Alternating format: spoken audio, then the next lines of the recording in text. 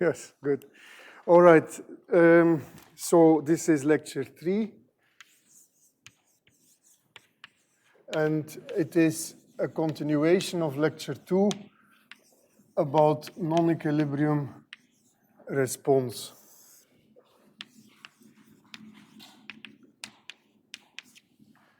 Okay. So let me start by reminding you of the question we are addressing quite generally. And of course, we need to go to more specific examples. But the idea is that we have in time, say, starting from some reference time 0, where before we had a reference condition prepared, we enter a perturbed condition, and this is done via stimulus that from time 0 onwards is being applied. And the drawing is just a caricature, is just a way of representing that something is happening with a certain amplitude, moving possibly, changing possibly in time. And what we are interested in is to look at a window in time, say of size t, and consider what has happened, what are the changes in the perturbed condition with respect to the reference condition. Okay, so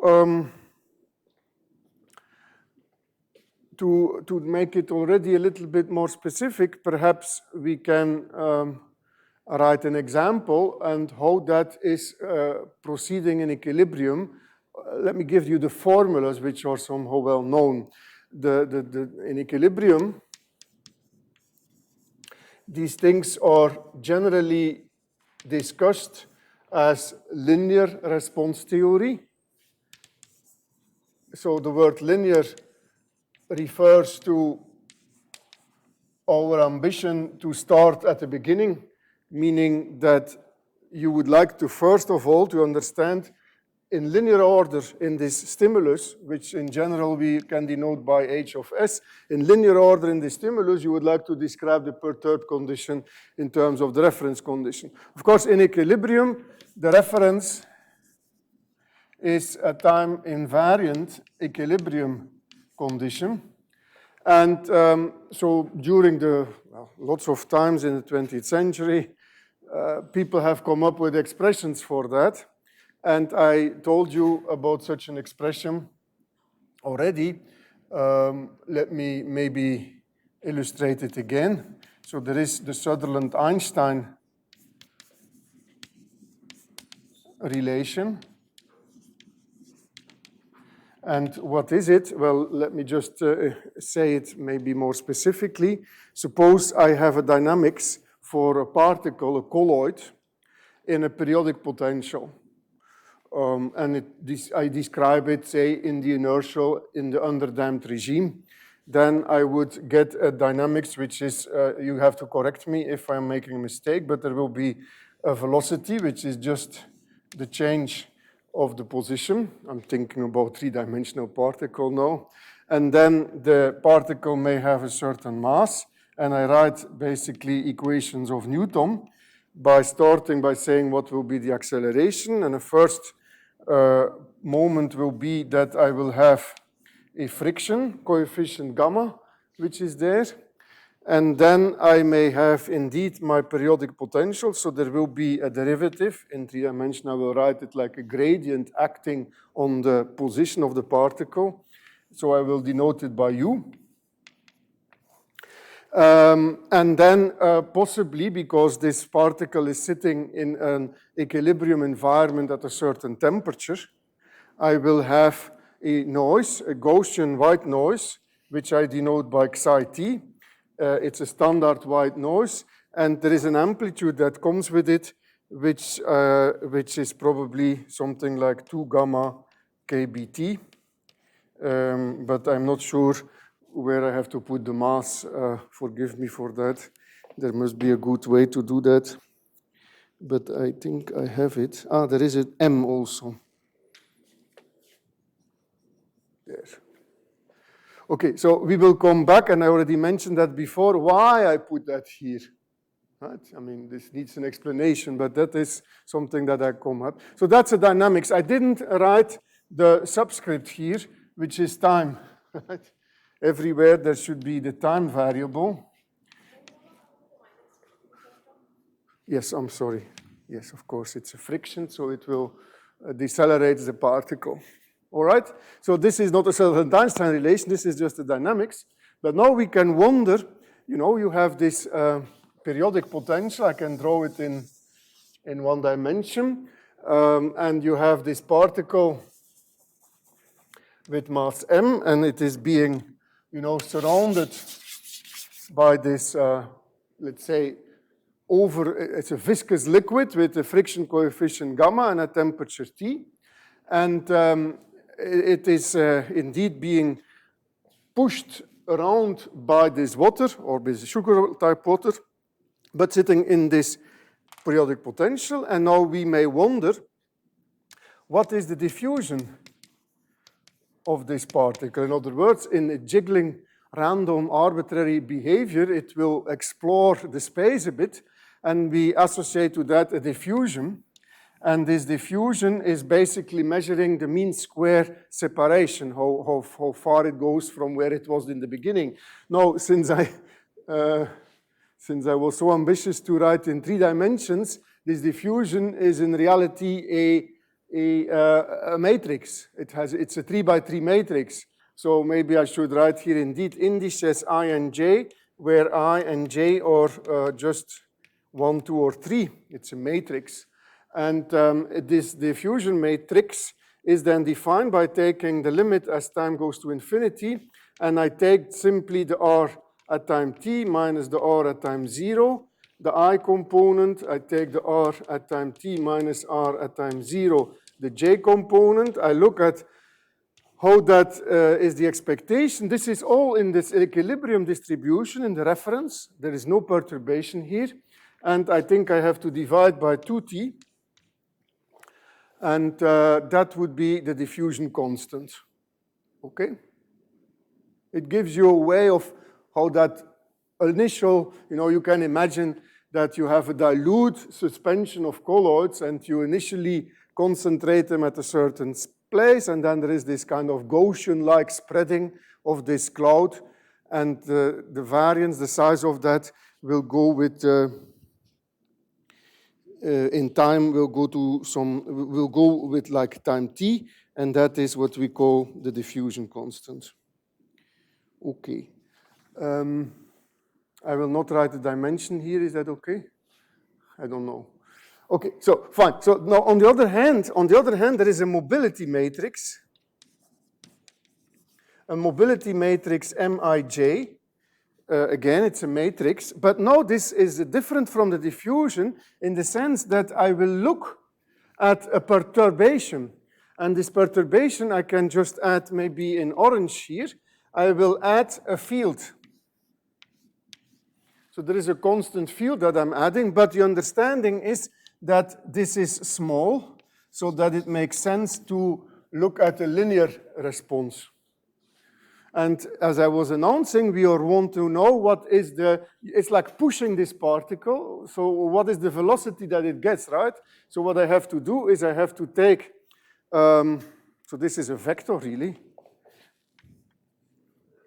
So what I have to do is I have to take, say, RT minus R0 again. I look at, say, the J or the I component, doesn't matter, I take and now I take it in the perturbed ensemble. Now I am in the perturbed regime, so I write this by the superscript E here, but I will, of course, have to divide by T also for having a velocity, a current that I will produce, and I'm looking at the derivative of this thing with respect to, say, the EJ, the component of the electric field in the J direction. And since I'm doing linear response, it is around E equal to 0, right? So this is a diffusion. This is the mobility that I'm looking at. Yeah.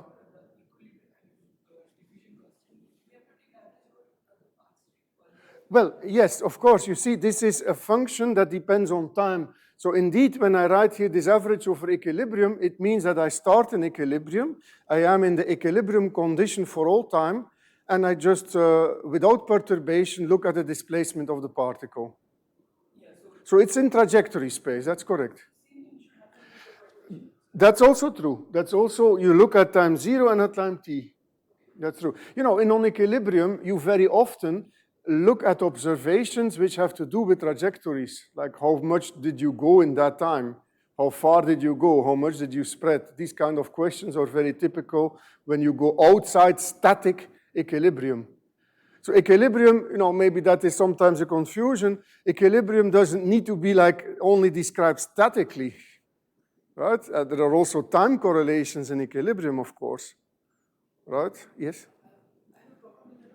Yes?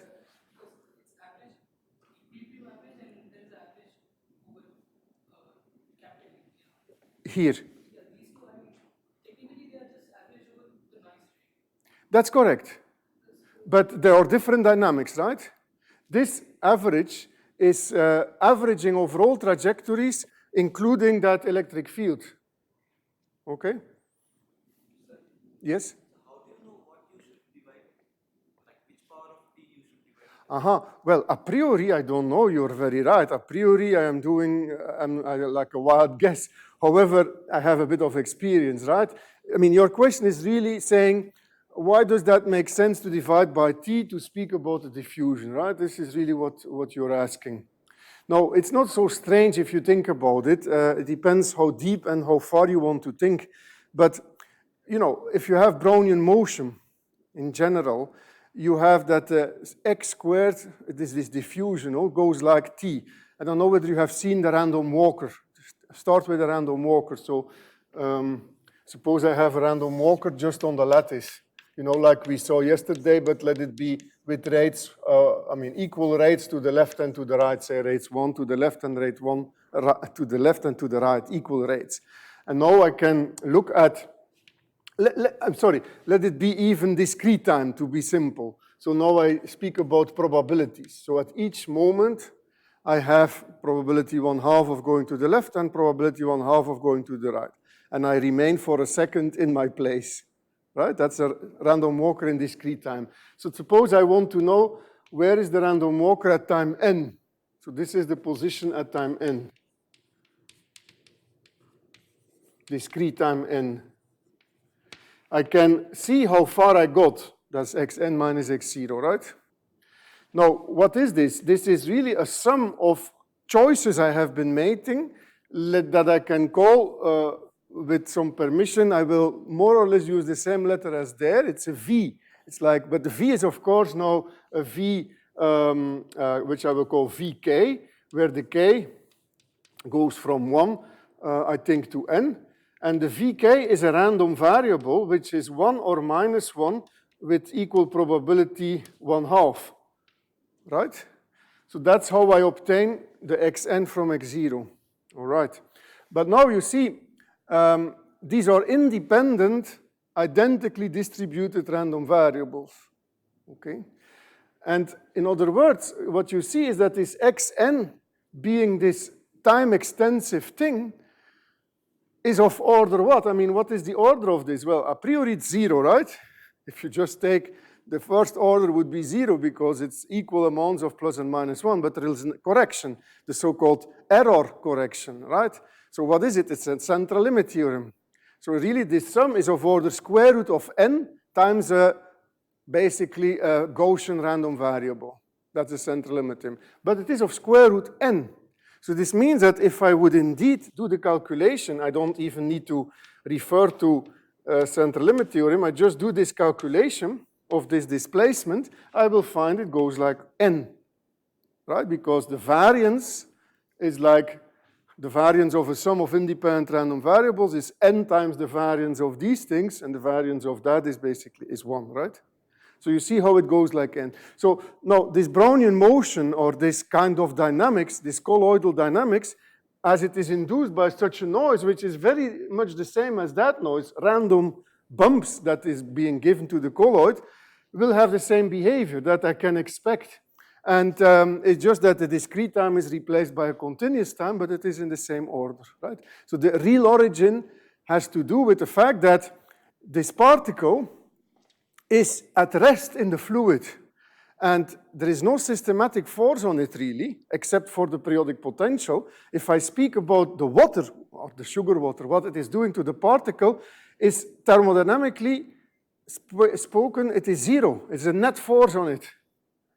But the first correction is like the law of errors. I don't know whether that's the right way to say it in Wikipedia language, but there is a first or error type of correction, and that is the Gaussian, and that goes like x squared over t. So the spreading goes like time. That's a diffusion. That doesn't mean that for all possibilities and all cases it will be like that, but for such simple cases it will be. So that's how we already suspect that it is of order t, this displacement, right? While the mobility here, I do this because I think of the velocity that I want to care about. Is it okay? Yeah, this is, you can think of it as Vt minus V0, right? I mean, sorry, this just, not Vt minus, just Vt. Okay. Yeah? Instead of thinking of RT minus R0 by T. It's like an asymptotic velocity, no? That you get? Is that what your question is? Sorry. Yeah, it's like a velocity that you're doing, the displacement per unit time. Well, you know, I could do that, but I could do that indeed. I could take Vt, that's true. I could take Vt. And I take a limit as t goes to infinity.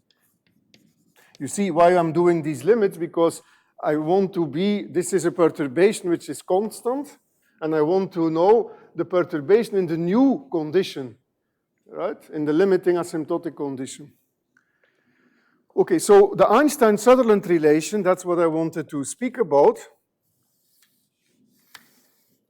is for this case, in this dynamics that I'm discussing, just the statement that this mobility, which is a quantity of susceptibility, right? It's a response quantity, is proportional to the diffusion constant as a matrix.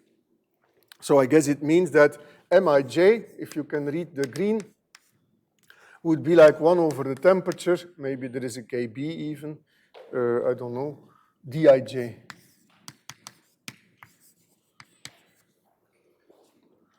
Okay, so that would be the Sutherland, that is the Sutherland-Einstein relation in that case. Now, to avoid possibly the confusion, this diffusion constant here is not equal to this thing, for example. No? Because, I mean, why am I saying it can confuse you? Because often when you see the simplest dynamics being written, I will not even write it, but you know, sometimes one writes here instead of this instead of this formula, one typically as an abbreviation could write here, I will write it quickly and then erase it. You could write D or some letter D, because that is also used as the amplitude of the noise. But in this case, this D is not equal to that D. That is a long time diffusion. That would refer to a short time diffusion. I will not say it really in detail what I mean, but just to make sure that you do not think, so let me just write it in this way. This is, of course, not equal to something like 1 over gamma m or something like that, no? Delta ij. This is not this. It's not so simple as in the case of having no periodic potential. In fact, we can calculate this diffusion constant sometimes we cannot. Like in 1 dimension, if I would not have had the ambition to write in 3 dimensions, but I would write it in 1 dimension, just in 1 dimension, I can write you the formula for the diffusion constant for any periodic potential, and this would be depending on this periodic potential. I mean, I wrote here a simple periodic potential, but in fact, I can make much more complicated periodic potentials, right? They don't need to have such a kind of harmonic behavior.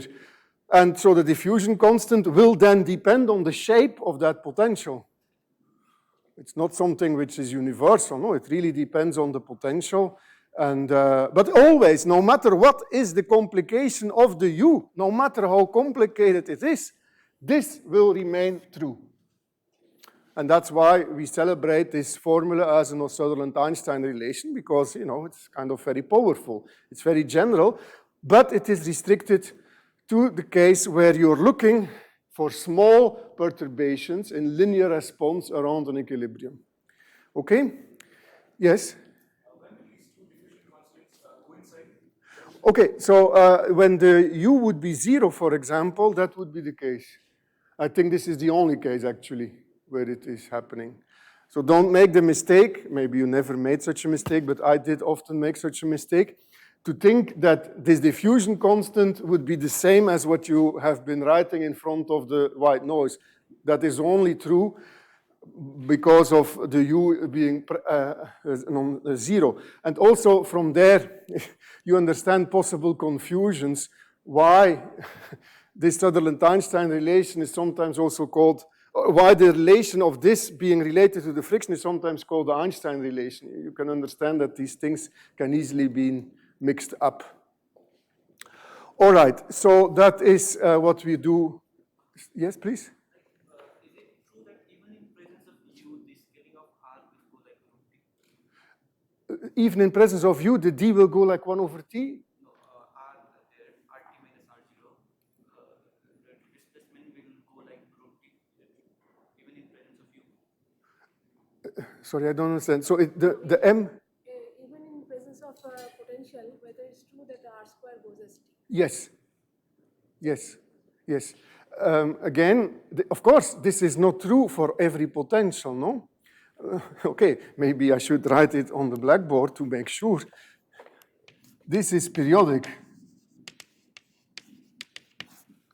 I mean, suppose you have a confining potential, then the particle will not even escape, and it will not have a displacement which goes like T, of course. So it has to have a kind of freedom to explore the whole room, right? So that the central limit theorem will be a variation. Basically, instead of having a 1 and a minus 1 here, when you have a potential, it will be another random variable, which is not biased to go to the left or to the right, so which in sum is again 0. You know, you can have many different random variables here. The central limit theorem is universal. Even when you have not 1/2, but something that depends on the local environment, as long as this is repeated all the time, you know, like a periodicity, you can apply the central limit theorem. The central limit theorem is again such a celebrated theorem. Why? Because it gives universality. It doesn't matter what is the random variable. You forget the details about this random variable once you are summing and you are doing this collective effect of the water molecules. That's why you trust that the R squared will go like T. Yes? Yes, for the Sutherland Einstein relation, absolutely. Absolutely, you can easily imagine it. No, suppose I enclose my particle in a box. Yeah, it will, of course, at a certain moment, it will find its limits. No, it will reach the wall. So this is, of course, a statement which is true in a sense in the infinite volume.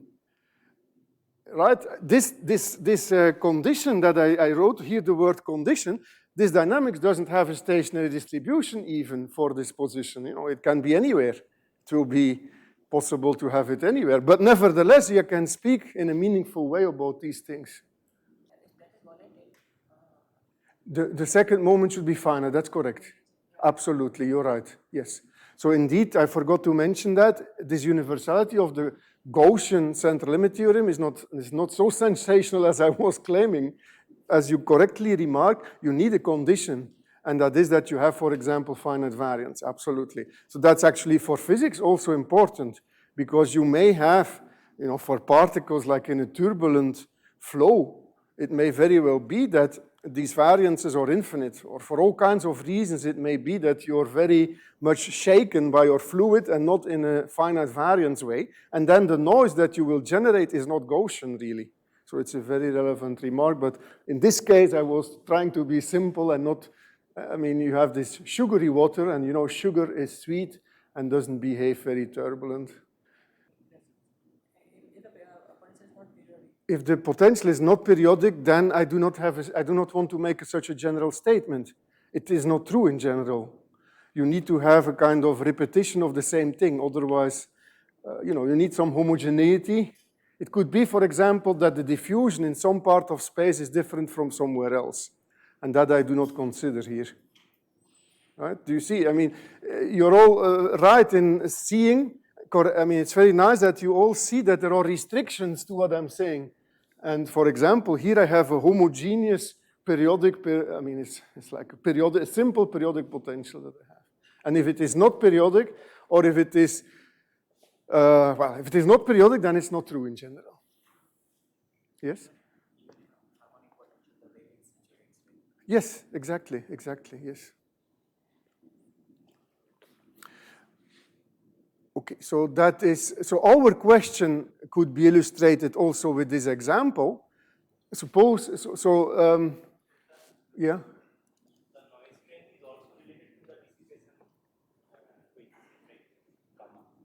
Yeah, so the psi that I write there is white noise, Gaussian white noise, meaning that if I look at its mean, it is 0. But if I look at, say, its components, so I and j are now components of this three-dimensional vector, this is no memory in time, and it's uncorrelated in its directions.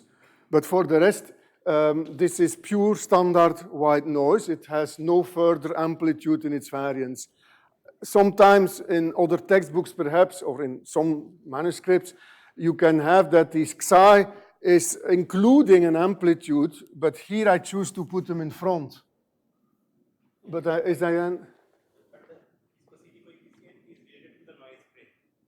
the coefficient is the amplitude of the noise. Yes, so indeed, that's what I was trying to say also. If you write down this equation as I do, of course you wonder, why on earth did I write here this thing, which is related to that thing? Right? This is called the Einstein relation, confusingly somehow.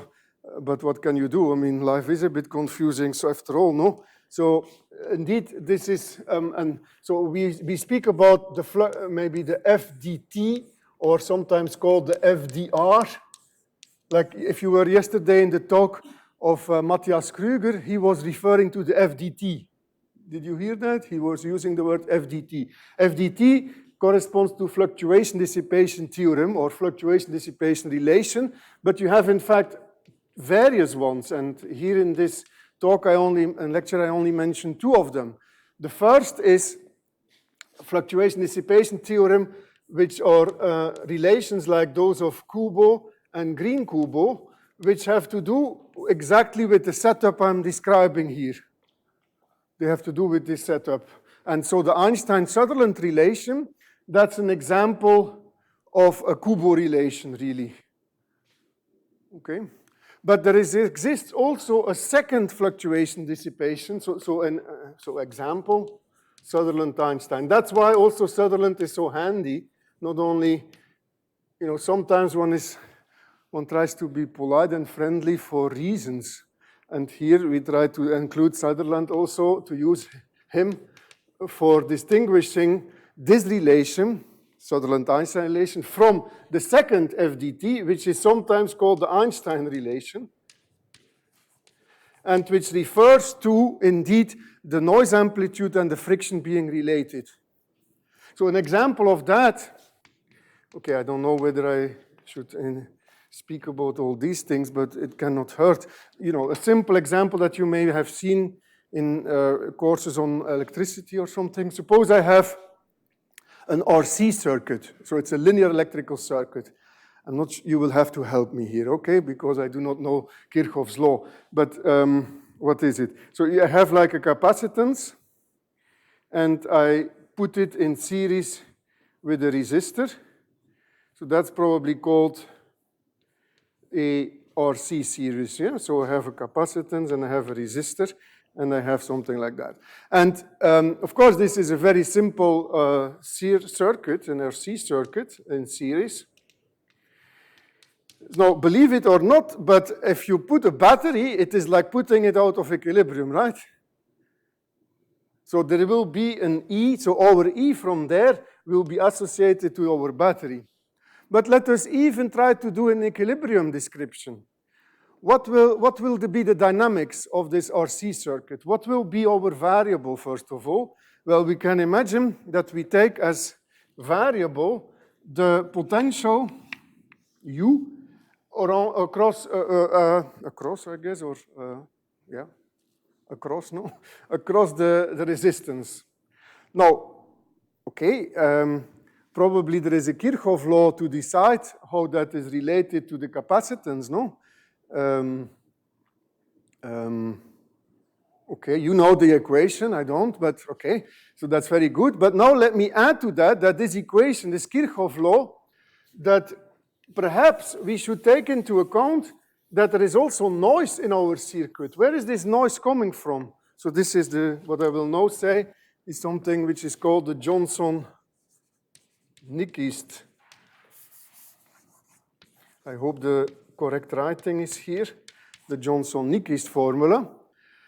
So there is also a time-dependent aspect to this resistance because, on a granular level, electrons are part of this resistance. So they are in a random motion because of being thermally excited.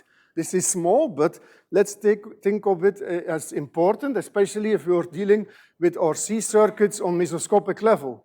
So what is the equation I would like to write now? Well, I will write an equation exactly like here, right? And so the equation would be something like a time derivative of the potential. So now it will be a time-dependent potential.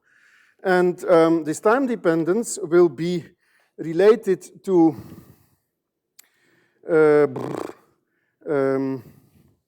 so I will have I don't know the formula, so I'm sorry. But there will be the electric field, I guess. Then there is the time constant. This time constant is probably RC. There is no other time constant in an RC circuit. But the main thing I wanted to say is that, so what is this? This is the, so there will be a U probably here also. And then, okay, the main thing I wanted to say is that there is noise. And this noise will be white noise. So this will all be time dependent. This is the battery. All right. I see. So, and here, this Johnson-Nygerist formula is telling you how there is an extra fluctuating potential which is created because of this random motion of the electrons in the resistor. And this is, forgive me if I do not know it, but it would be something very similar to there. So it will be 2R kBT.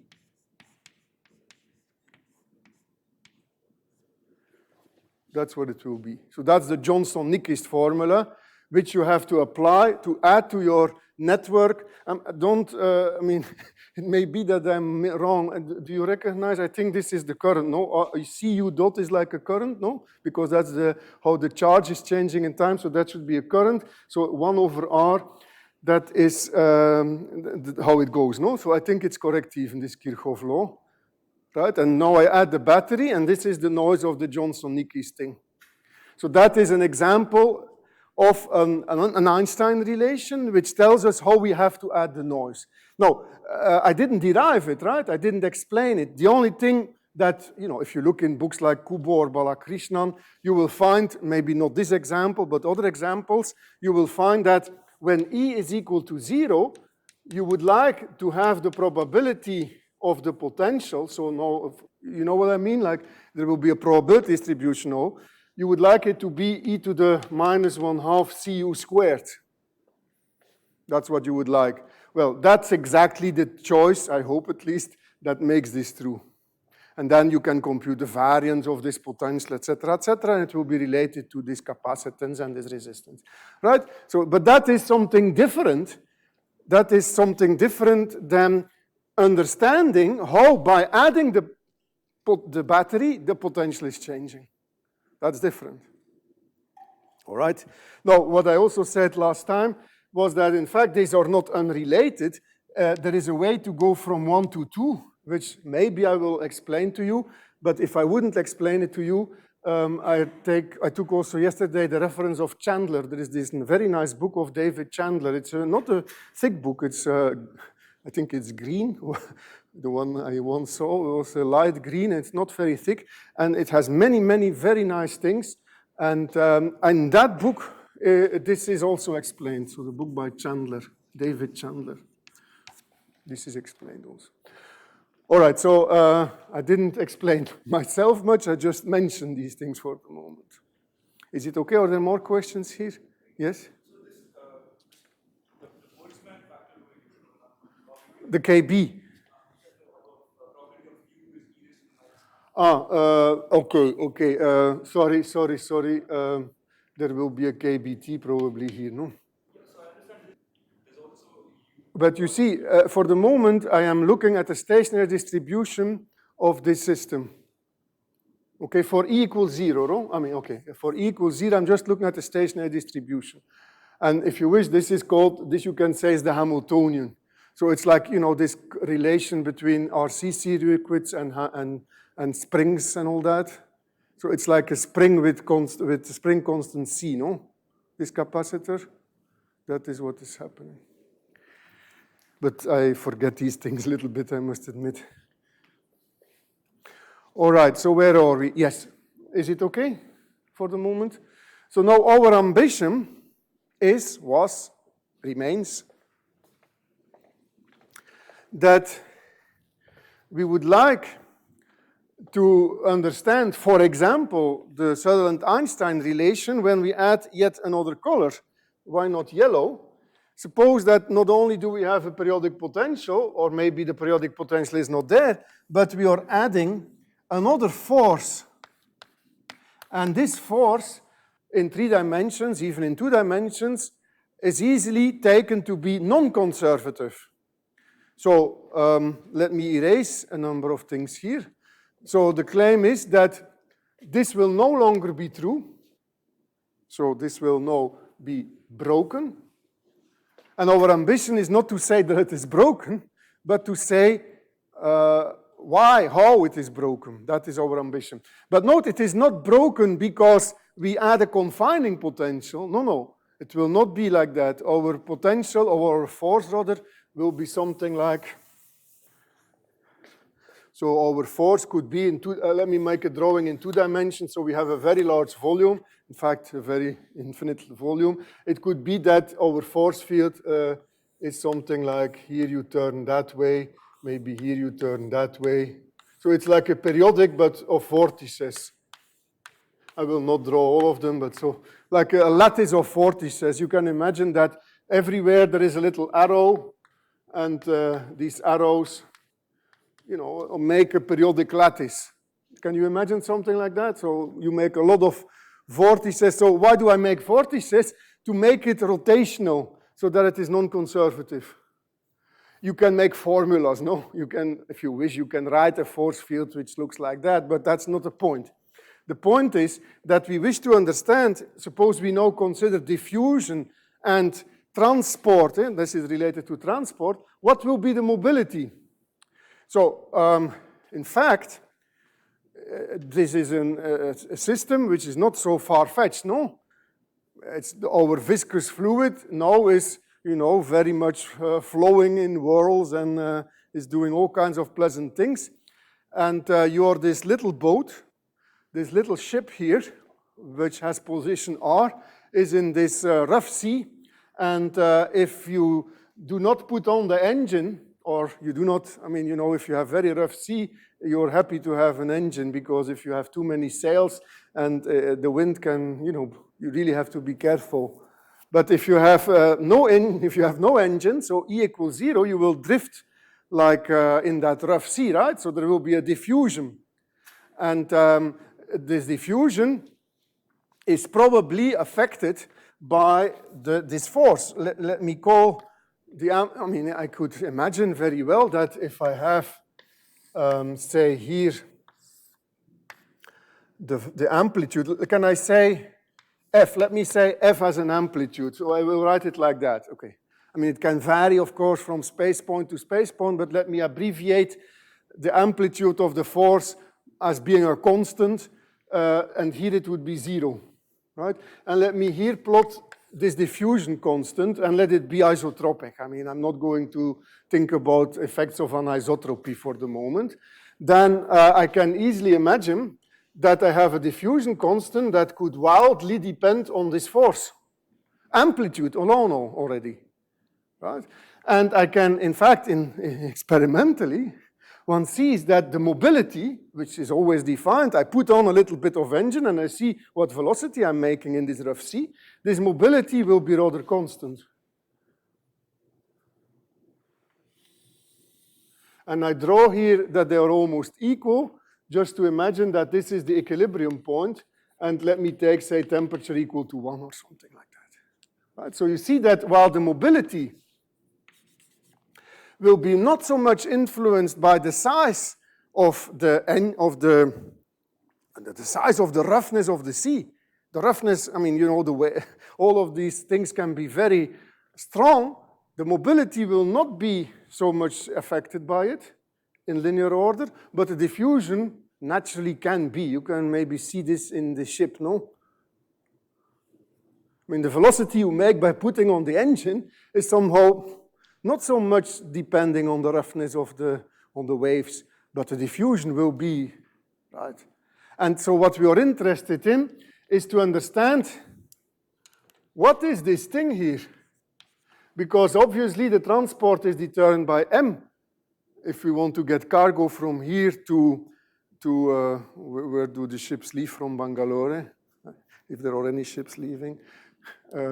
So we want to know the transport, we have to understand what is this difference, right? Okay, so that is what our ambition is in non-equilibrium response. Is that clear? Clear enough? No, this capital F here? No, capital F is the perturbation. Sorry. No,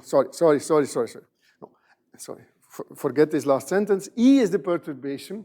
F is the non-equilibrium force that is present in our reference condition. So, in other words, I mean, I put this like in equilibrium, but this is now non-equilibrium, no? So now we have a reference which is non-equilibrium. Sorry, I put it on the same line or page where I wrote equilibrium. No. I mean, I first discussed equilibrium and I said what is true in equilibrium. And now I wanted to go back to what is our ambition. And I should have erased now this thing and say in non-equilibrium, where this is the reference, then this Einstein relation will be broken. And that is a model for understanding that. And the model is just, again, the ship in a periodic potential with friction, same noise, but now we add roughness of the landscape, of the force field. And that was my drawing of this kind of rotational force field. But the question is the same as in equilibrium, namely, what's the relation between diffusion and mobility? And I claim, without showing it yet, I claim that if I look at this force field and I plot the amplitude, that around, I put, I mean, it could be negative or positive, it's a bit symmetric, doesn't matter. But anyway, if the force field is 0 in amplitude, I get equilibrium, and then the mobility and the diffusion are proportional to each other, say for t equal 1, they would coincide. But if the force is really there,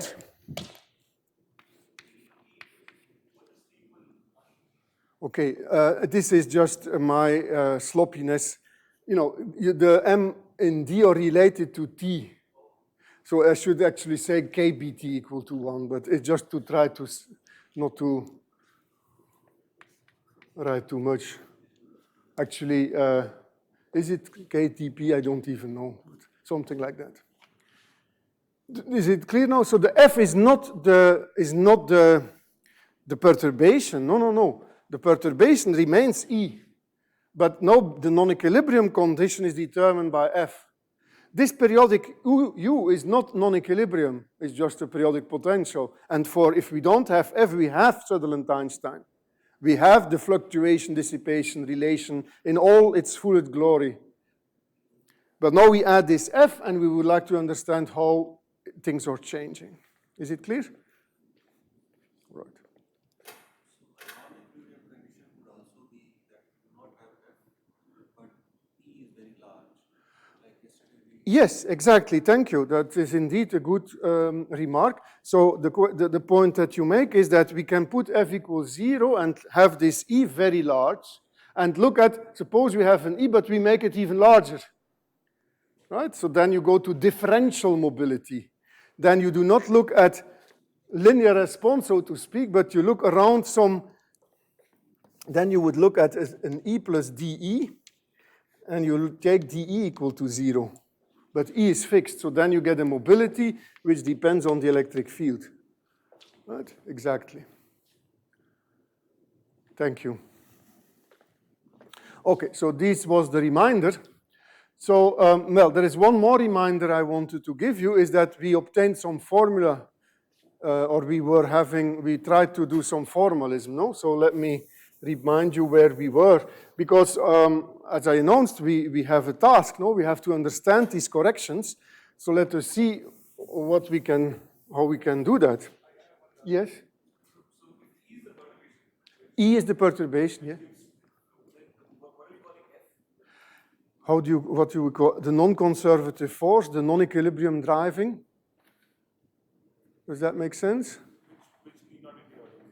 Need not be periodic, but I better make it periodic also, because if I speak about diffusion, I don't want confinement. Right? So the Sutherland Einstein relation, its natural context is that the colloid can be everywhere. You don't want to be trapped somewhere by the potential. Right? You can have trapping because you apply an electric field, that can happen, but as such you would like to have an extensive system. So it could be translation invariant, but it could also be periodic, that's the same. Yeah? You can say there is an effective temperature in the non-equilibrium. There is no temperature in non-equilibrium. Yeah, why would you say such a thing? So that the Einstein relation holds. And would that make you happy?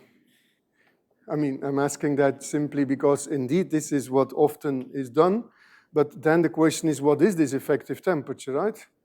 But what is the physical meaning? And if you take out of your pocket the word temperature, you have to understand that it comes with meanings. It is not only something that appears in this relation, but maybe it will also appear in relations between entropy and energy. Or it will appear maybe also in not the mobility, but other aspects of transport. So whenever you load your gun with temperature, I mean, you come into a wild west, no? You have to fight many things at the same time. So let's not do that immediately. You could do that as an abbreviation, but you have to understand that this is intrinsically not solving the question, right? Now, maybe let me add one thing to that. Here, if you do this thing of T effective, you're really looking at the multiplicative correction because of the F. Our way will be an additive correction. So what we will do is not to change these factors, but we will add something. So it will be a different philosophy. Well, a philosophy, it will just be different, but it will not. Of course, the additive thing you can relate to the multiplicative thing, and you can derive what would be a temperature, an effective temperature, if you really insist, but it will not be in that spirit of a multiplicative correction. All right? Good.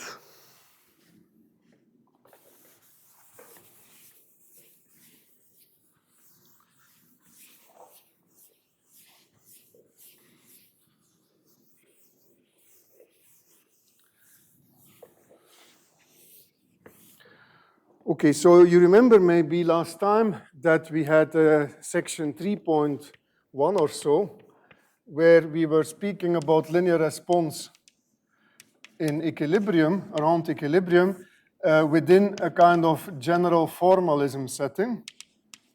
And let me remind you of some formulas which I will immediately illustrate with a simple example. In general, in the formalism, we had discussed that we go to dynamical ensembles, which means probability distributions on trajectory space. And that means that we don't dare to speak about the probability of trajectories omega. And I was suggesting that we try to look at action A, which gives us a weight of a trajectory probability in terms of a reference probability. Right? Do you remember that? So we call this A the action. It's just a word. The omega is the trajectory, which is at every moment between 0 and time t defined. This is supposed to be the probability in the perturbed case. That's the perturbed condition. And that is written as the reference. Okay?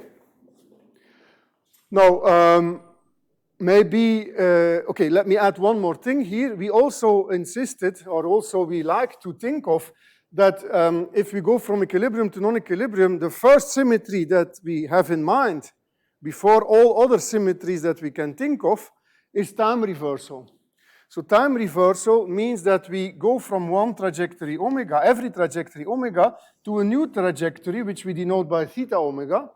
And the definition of that new trajectory is that at time s, it is the original trajectory, but at time t minus s.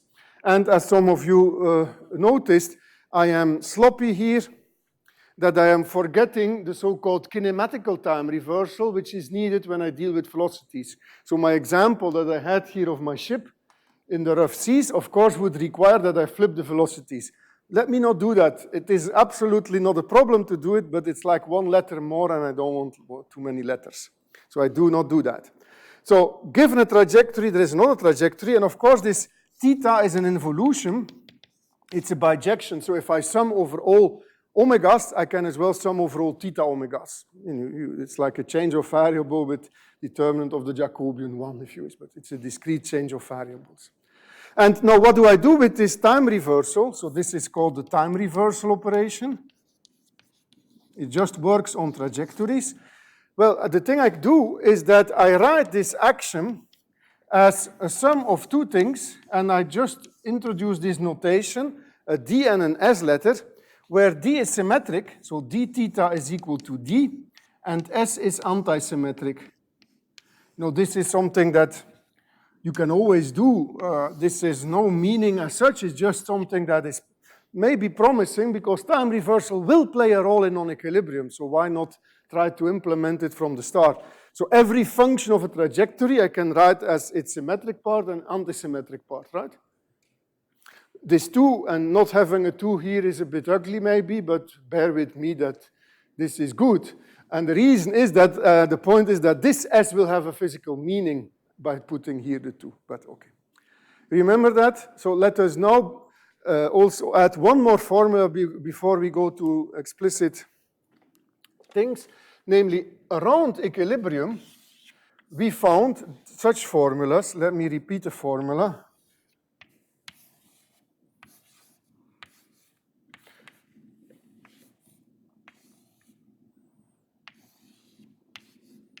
I think this was the formula. Maybe there was a factor of 1/2, but I don't think so.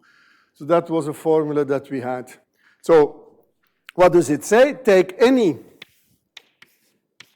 observable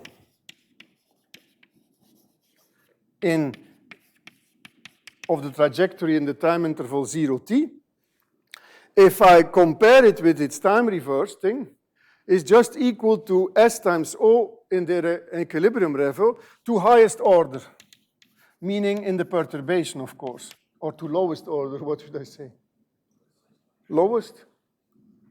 That's strange. Lowest, highest? To significant, most significant. I don't know.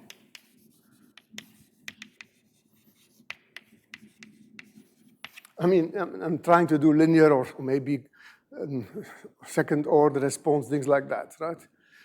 So that was the formula, and now I have basically already two things. I have to do an illustration of that and see how that thing is changing in non-equilibrium, right? And to understand the physical meaning and all that. So let me not do all of these generalities here. Let me start with an example to understand how we should proceed. And this example will in fact immediately combine also section 3.2 because we will do linear response around non-equilibrium with the same example. Okay. Good. So let us take the example that we started with yesterday. And this example was a random walker on the lattice, just on Z, where we have a rate to go to the right, which we called P, and a rate to go to the left, which we called Q, right, for this particle. And then I was telling you that, of course, this P and the Q stand for an electric field somehow, right? There is a bias. So I was saying that this local detail balance will ask us that this is exponential of the work done divided by the temperature, like we do in Joule heating, right? So this E was just an abbreviation for an electric field times the distance divided by temperature and Kb. That is the heat released to the water or to the sugary water because we are converting this work immediately in heat. Okay, do you remember that? That's local detail balance.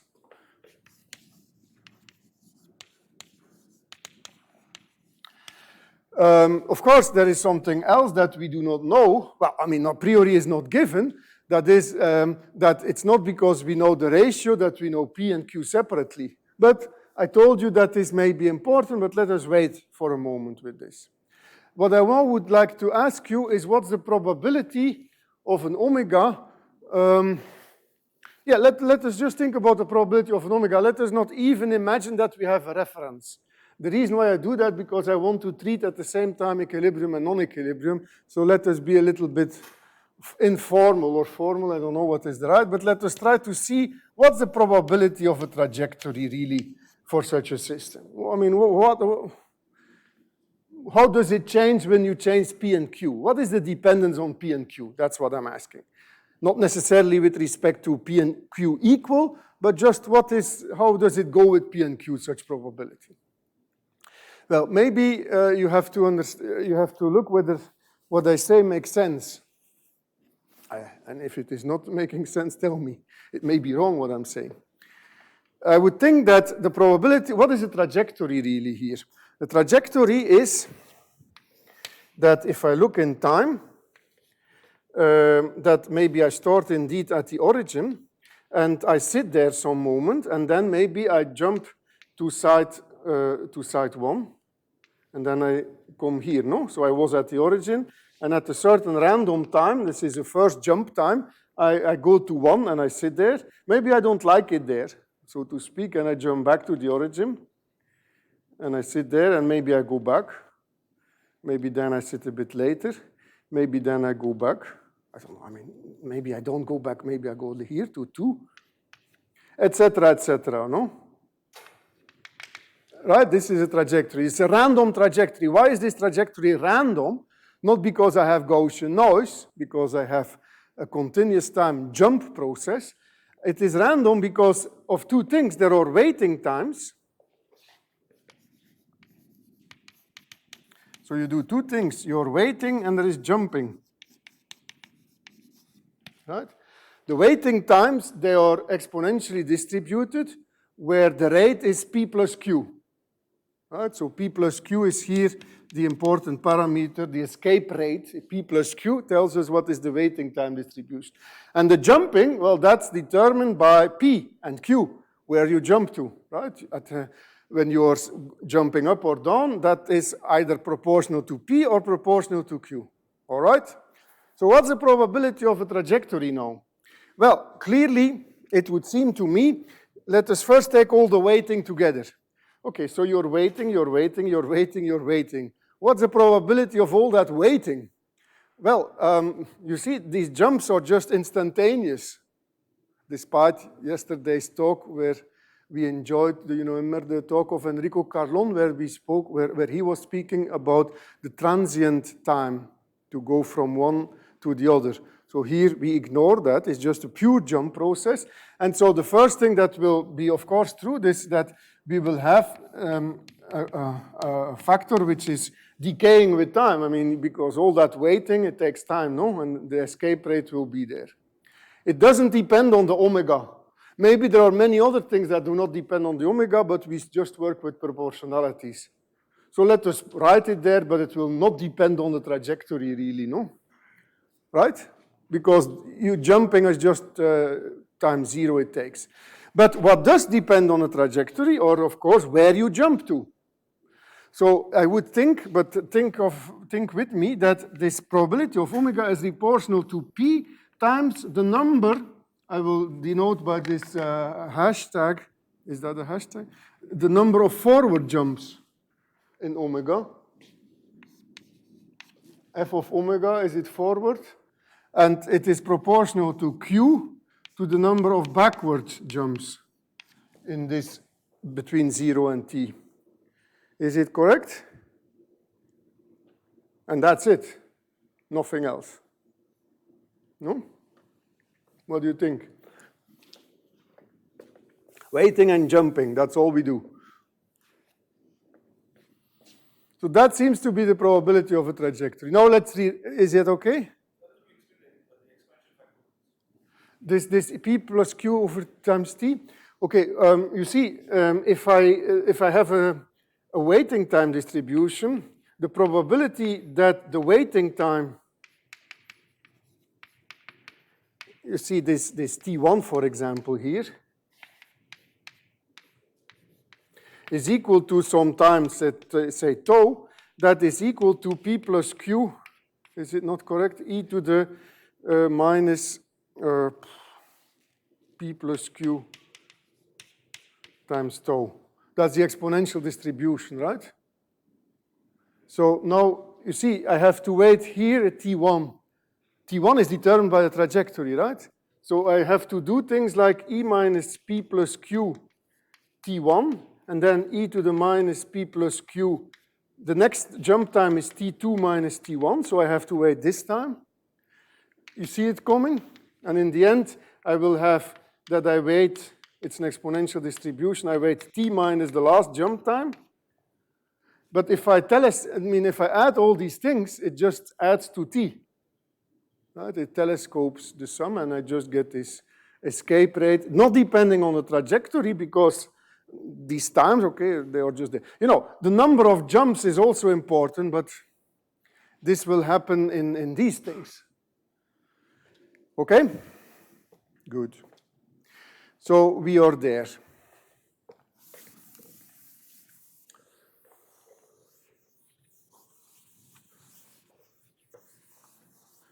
Now, let me try to rewrite that if I can. There is a good way of rewriting that. And the trick that I think helps me, for me at least, is that I would like to write P as the square root of PQ times P over Q in square root. You think this is a bit strange, no? But you know, that is a way to bring in the time antisymmetric part and the time symmetric part. I'm not sure whether these words fit with what I'm saying, but this is just the trick I have in my head to remember how to rewrite that. It's just an algebraic identity, of course, and you have the same thing for Q, which is again the same PQ, so the same prefactor, but now it is here Q over P, right? So in other words, what we will write is that P is equal to some A times E minus E over 2, and the Q is equal to some A e to the e to the minus E over 2. That's the parameterization which is pleasant. No? And this A is just the square root of PQ. And of course, this A can be also a function of the electric field. Right? Okay? Just just algebra, but it helps me to write the formula. So I will no longer write these exponentials here, but I will write the P as A e to E over A times E over 2 times the number of forward jumps times A e to the minus E over 2 times the number of backward jumps. All right?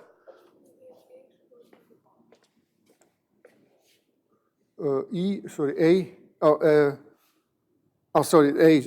to the power, no?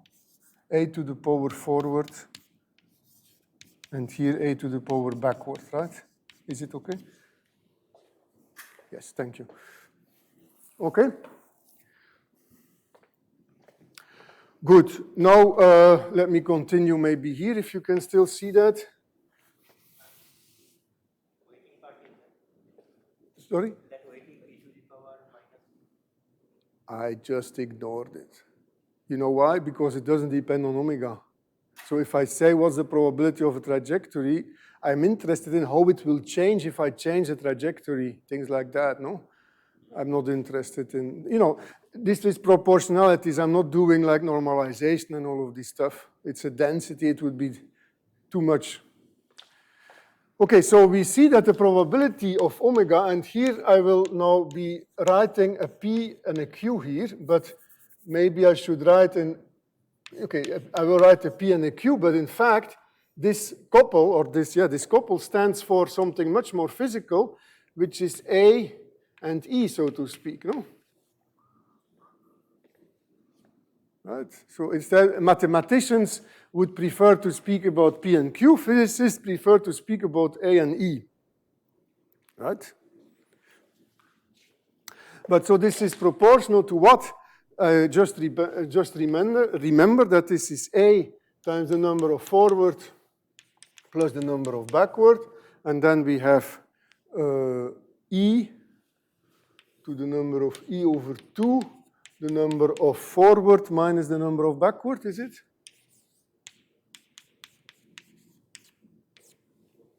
Right?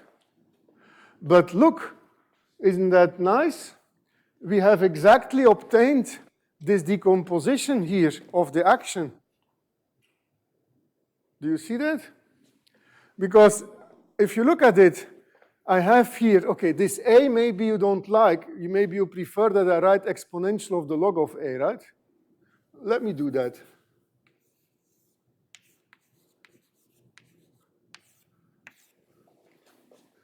No? But so it seems that now, of course, now I have to say what is my reference, right? I have to say somehow what is my reference to define my A, my action A. But clearly, it seems that this is proportional to exponential. It means that from there, I see that my action of omega will be what? It will be the total number of jumps, be it forward or backward. I'm changing my notation. Is that a good idea? No, it's not a good idea. The total number of jumps times the logarithm of A, right? Plus E over 2, the number of forward, number of backwards. You have a suggestion what we will call that? Yeah, the current, right? It's the time-integrated current over time t. We do that for a time t. If I add the number of times I have jumped forward, subtract the number of backwards, I just get the time-integrated current, right? So let me call this J. So we have that our action consists of a current times E, and then something which is time symmetric.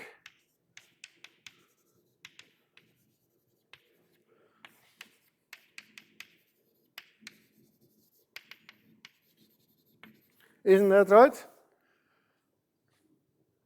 And this is basically the two observables which are the simplest when you have a trajectory like this, no? For all trajectories, these are like the simplest even and odd observables you can associate, namely how many jumps were there and how many were there to the left, how many to the right. So obviously this A depends on E. will matter, possibly, if I change E. So if I change E, this will matter, this will matter. But before we come to mattering, I hope you see immediately now that there was a reason to have this 2 here. And this S like that, because the S, the entropy flux, is of course the field times the current. That's the entropy flux per kb. Per kb, but you see here it is written, no? So it's the entropy change in the trajectory. So this is really, indeed, S of omega divided by 2. And then this thing here is basically minus d of omega. Sorry, I missed the minus sign. No, this is minus a. So this is minus d omega. Okay, you understand why I say minus a? Because my convention was that the weight is exponential of minus a. So this is here minus a. Yeah? Now, I didn't write a reference, but I mean, I hope you understand that this d and this s depend on E. So it depends now what they really are, depending on what I take as reference, no? Is that clear? So here we have, you see, this action is much easier. Well, for this model is of course extremely simple, so you may wonder for more other complicated models. But in fact, you can write dynamics which are much more complicated than that one, like the one of the ship on the rough sea. And I promise that the A will be as simple, well, not, it will be again a computation to arrive at the A. Obviously, in the rough sea, even when it is confined to the harbor, I will not be able to write down the probability distribution, which is stationary. But I will be able to write the action on probability on trajectory space. And that's the great thing, right? So we get the E times J as the entropy flux. And so it means that in equilibrium response, suppose I want to know what is the J for a small electric field, it will be, I use my formula that I derive here, this formula for O equal to J, and O theta minus J, it will be 1/2 Sj in equilibrium, maybe I'll put a 0 now, times E. Well, so like this, which is equal to 1/2 E Jj in equilibrium. Right? Yes?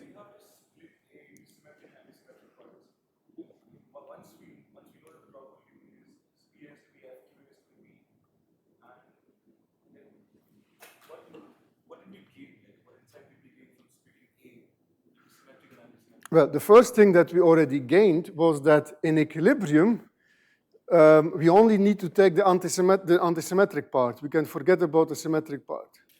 You know, we could have taken the A as our main observable, but it's not needed. It's only the antisymmetric part in A that we need.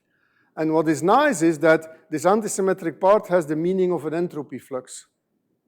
So that even in the absence of a detailed dynamical description, physically you may know what is the entropy flux, so you may write the response even before you write the dynamics. Right?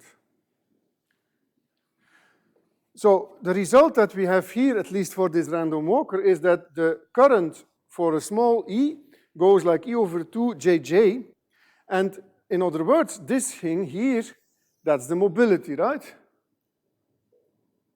Right, that's the mobility, and you see what is the mobility? I do not understand the fact. Do I have a factor 1/2? Oh, maybe I need it or not. I don't know. Do I have a factor 1/2? Did I do some mistake? No, from the other side. Theta j is minus Yeah. So it is a 1/2. Okay, so I have to live with the 1/2. But what I wanted to say, the diffusion constant has a half, okay. So what I wanted to say that this is the diffusion constant, even though you don't see it maybe immediately, but you know, we had a formula for diffusion constant, which was basically V squared, right? It was the displacement squared. But what is the displacement? Here is the current, right? Sorry? E by 2. So there is a 2 here, no? Sorry. Sorry, tell me, I don't... Yes. There is S, so this E times J is S. And this 2 I keep here. So you're asking why E times J is S, right?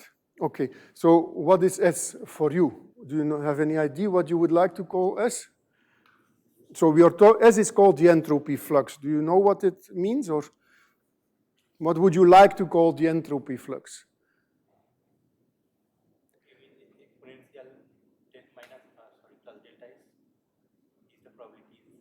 No, we are doing entropy flux, so it corresponds to a current of entropy.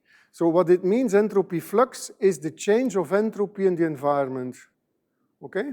That's entropy flux. So entropy flux is due to all kinds of mechanisms in the system, you produce that in the environment, which is an equilibrium environment, you get a change in entropy. That's entropy flux. Now, how do we get change of entropy in the environment? We work on the particle because we have a force E working over a distance d for hopping the particles. If we divide that by the temperature, that is the heat which is delivered to the environment. Right? So this E is an abbreviation of this notation, but this is the entropy. So this E is really the change of entropy for one hop to the right. Right? Per kb. So that's the change of entropy. Whenever you hop to the right, that's the change of entropy in the environment. Okay? I mean, okay. So if I multiply with the current, which is giving you the hops that you have to do, it's always E or minus E that I have to add. You get the total entropy change over the window 0t. Okay? Now, this letter S is probably confusing you because usually we use the letter S for the equilibrium thermodynamic entropy, right? Like in the Boltzmann formula, S is equal to K log W, or like in other thermodynamic relations, we speak about the Clausius relation and all. Well, Clausius relation is already closer to that because this is the Clausius relation actually. But usually S is used for entropy. But so in my notation, I do not like to put here things like S dot or something like that. It would be too much dotted. I just use the letter S for the entropy flux. It means the entropy which is delivered per unit time over time integrated entropy delivered over the time interval 0t. But the letter S should not confuse you. It is not the entropy as a thermodynamic entropy as a state function. No, it is the entropy dissipated. It is the energy dissipated per temperature in the environment. Okay? All right, so do you recognize here the diffusion constant? So that's how you get the Einstein-Sutherland relation, right? Or Sutherland Einstein relation. Is that okay? What time is it? All right, very well. But now, I'm sorry, I will probably not be able to say everything that I wanted to say, but I hope it's still useful that I say what I say. If you go now to non-equilibrium, so let us erase the equilibrium response and see what happens. So now we come finally, for this example at least, to how the Sutherland-Einstein relation must be changed. So now we go around non-equilibrium. And now the non-equilibrium, don't be confused, is because you're looking around E non-equal to 0. So you look at some E, you fix some E, and now you change E to E plus dE. So you're sitting at E, you're in non-equilibrium, the particle is already moving in this rough sea, and you pump up the external force to see whether you can go a bit faster, maybe, or what will happen. So you're interested in the full current potential characteristic. But now when you do that, we have to erase this thing here. We have to go to linear response around non-equilibrium, right?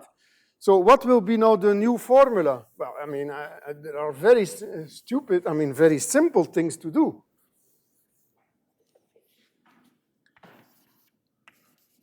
So section 2.2 around non-equilibrium. What did we have? We had as our formula O in the perturbed system was equal to minus A times O in our reference. That's the formula we had, no? At most significant order. So now what do we have? Well, we have, of course, A as being minus S, so there will be an S over 2 O in our reference.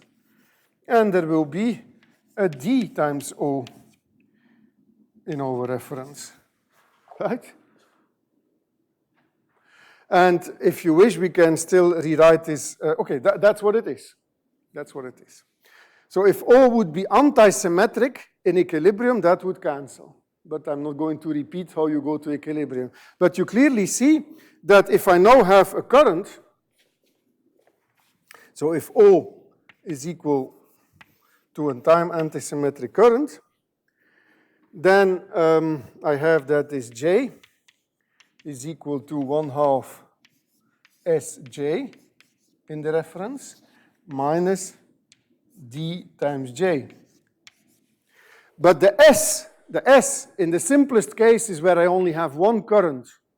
Do you understand this sentence? In the simplest case is where I only have one current. Because you know you can have many currents in a system. You can have currents with particle, but at the same time currents of energy. Maybe you have heard of things like thermoelectric phenomena. This was the kind of thing where Onsager got a Nobel Prize for, because he understood in 1931 the equilibrium response or the equilibrium transport in the case of many currents.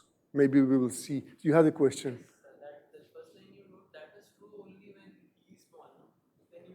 That's correct. That's the beginning of an expansion. That's correct, yes. But if you are already in non-equilibrium, then how do you truncate it to the first one? So you see, don't be confused. It is not the non-equilibrium which is small. It's the perturbation which is small. Okay, so E is only present, and then you are considering The dE is small. So you're at E, which can be very large. So it's non-perturbative in non-equilibrium, it's perturbative in the perturbation. And that's the danger of that example, because it's the same E. If I would use my boat on the sea there, that would be better, no? Because there you have the non-equilibrium given by an amplitude A, or sorry, an amplitude F, which was there. It's very big, most possibly, but I can still add a small electric field to see what is the speed I get when I put on the engine. So don't confuse these two things. In this example, it's somehow coming together because I only have one current and things like that. Is it okay? All right, so we get this kind of formula, but what I wanted to say about this formula, so in this case, the S, the entropy flux, is just J times E, right? So let me write this as J, and here is an E. You had a question, yeah? the reference here is the equilibrium. No. Do you know what is the reference? Or still confused about what is the reference, right? Okay. Okay, so once more. So we are now in this new section looking at response around non-equilibrium. So if I say around non-equilibrium, it means that the reference is a non-equilibrium condition. Okay? So you start with non-equilibrium. Maybe you're not used to start in non-equilibrium, but we do most of the time every morning, no? We start in non-equilibrium. So we are in non-equilibrium, and now we take a small breakfast. And I want to know my state after the breakfast, right? But I am still very non-equilibrium even after sleeping. You know, I'm very finding myself in good health after sleeping, but I'm very much in non-equilibrium. And I just take a small breakfast and I see what happens to me. Yeah. These are not, and then why do we need to break A into symmetric and anti-symmetric? Because if it was an equilibrium, then we can say, because Yeah, you mean we can just go home after writing this formula, right? Well, I don't think so, because you see, as I said in the very beginning of the chapter on non-equilibrium, we don't want to be lazy. I mean, we don't want to just do Taylor expansion. We are physicists, no? Strong people are physicists. We want to understand meanings in the response so that maybe later, tomorrow, we can be very lazy. You know how very lazy we will be? We will forget about A. We don't care about A. We want to know objects that have a physical meaning. So you see already an equilibrium. I have an S. I could write S, okay, S, without just forever speak about S. No, important is that S is entropy flux. That's the point. And so it means that knowing what is entropy flux, I can measure the heat, you know, or the work done by something, and I can just put it, that will be in my response.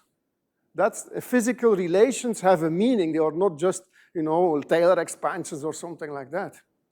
Now, our big challenge is now so more or less since about 1865, we are used to the closures relation, we are used to the letter S in a way, for 100 years, 150 years maybe. But to the letter D, we have to get a bit used to, right? And that's why we take simple examples and maybe we learn something. Are you with me? You have. S will be J into E or J into delta? J is just, no, S is just E times J, right?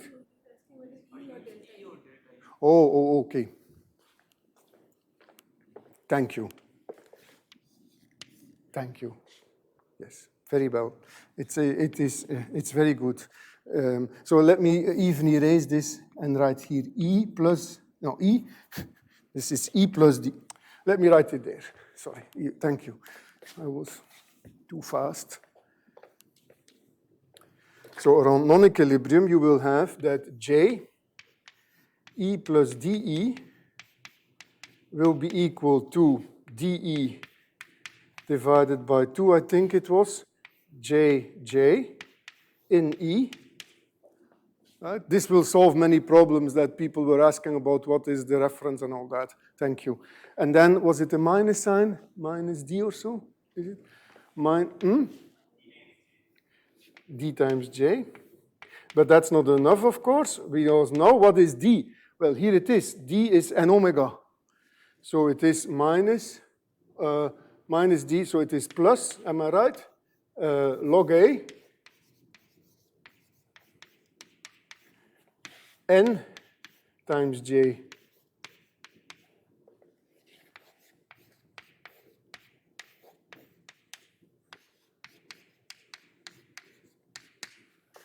Okay? Oh, yes, it's right, sorry, you're right. Do you understand why it is the derivative? Because I have to take...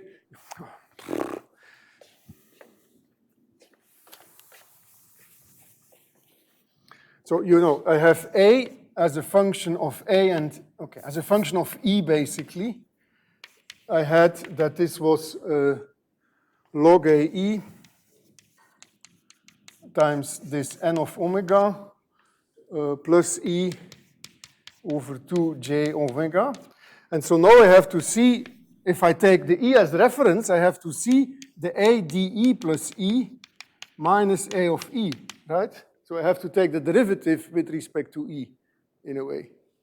So in other words, if I look at that, I have to take 1 over AE, I guess, A prime E dE.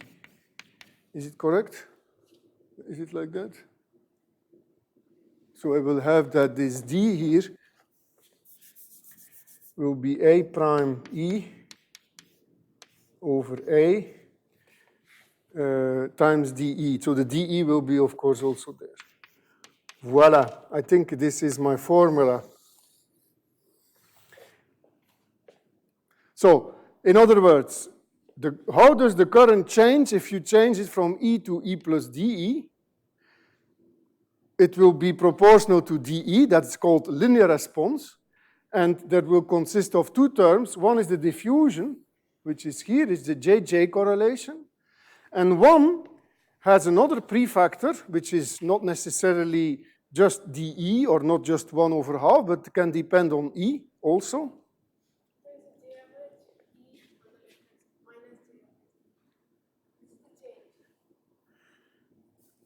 Oh, sorry, yes. Sorry. This is the change, of course.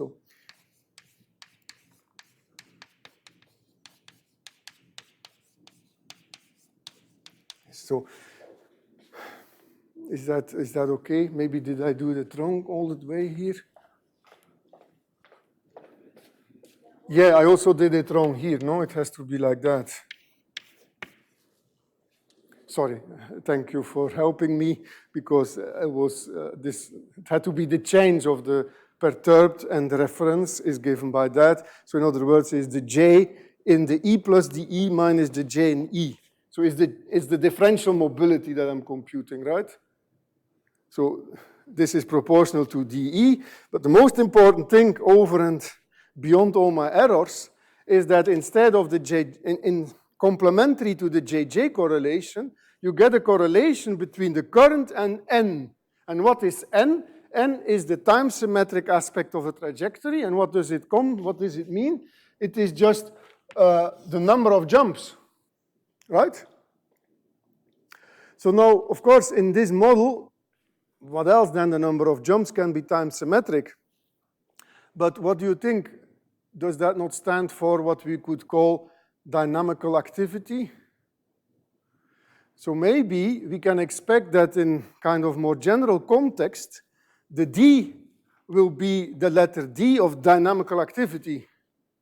This is a time symmetric thing which correlates with a J.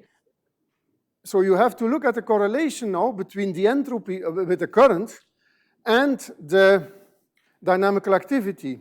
Now you can imagine that this correlation can be positive or negative. This diffusion constant here is always positive, it's J squared. So it's always a variance, it's always positive.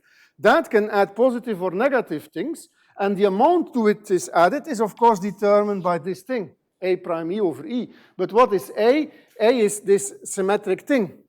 Obviously, this A can be rewritten. It's really, you can rewrite it as a function of P plus Q, right? I mean, also times E. So this, I'm not going to do that, but clearly this A is a function of the escape rate and of the field. So in other words, what we are seeing here is that to go to non-equilibrium response, we do not need to know only the entropy flux, but we also have to know measures of dynamical activity.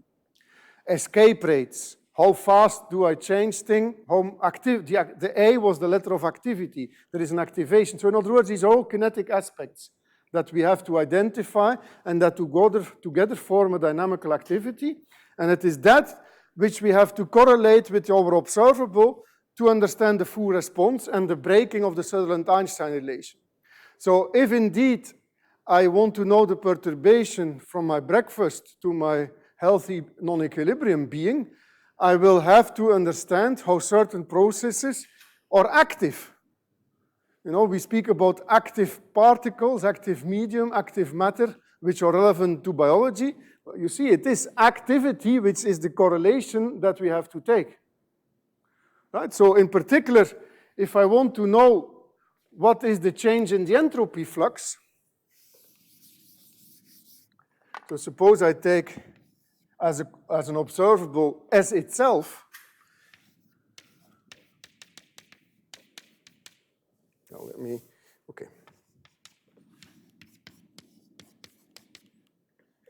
It will be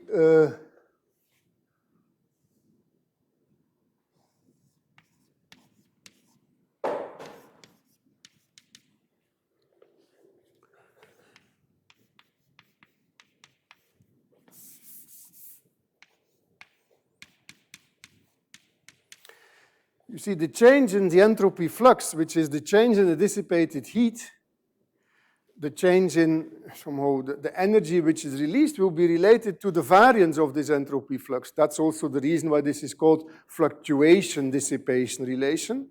But in non-equilibrium, you have to add the correlation between the entropy flux or the heat delivered with the dynamical activity. If the E, the reference, is a non-equilibrium state. Okay? Okay. I think we better stop because the bell has been ringing. But I also understand that I have not been able to complete the whole thing here. What should I do now? What is on the menu if you want to study this is probably take more other examples, no? And the first thing is a technical thing that you will have to learn, namely how to compute A. Suppose I take this inertial dynamics that I had there with my ship. Well, how to compute A, right? So that is something that you will have to learn. And then you will have to also, that's one thing you have to learn, which is technical. It's a bit of stochastic calculus. It's not difficult, but one has to do it. And then the second thing is one has to understand in various cases the nature of that dynamical activity. And one has then to understand how the change of the Sutherland Einstein relation enters and what is involved and all of that. So that takes a bit of time still, no? Okay, so I cannot say everything, but there are references. Maybe I should have given references all the way, and I didn't do that. Yeah, I can probably still give references sometime. But I suggest that I'm not going to dwell more on response theory in next lectures. I don't know, if you want more response theory, I'm happy. But I was thinking that tomorrow is statistical forces, no? And things like that. And so I will stop where I am now and not continuing with the more advanced stuff in non-equilibrium response. Is that okay?